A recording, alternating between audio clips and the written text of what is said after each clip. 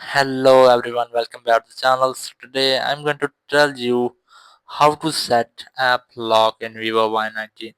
If you're using Vivo Y19 and now you want to set app lock, so let's see how can you do this.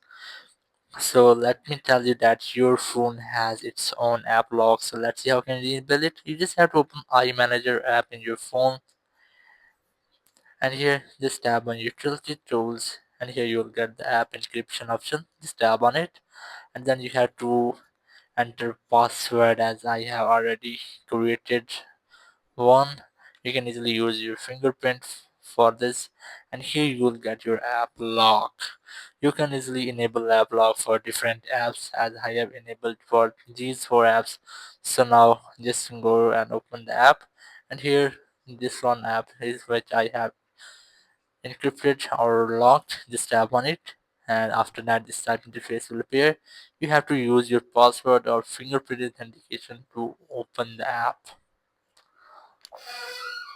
So that's how you can easily set app lock in your Vivo Y19. Thank you very much for watching the video. Until the next video, bye bye.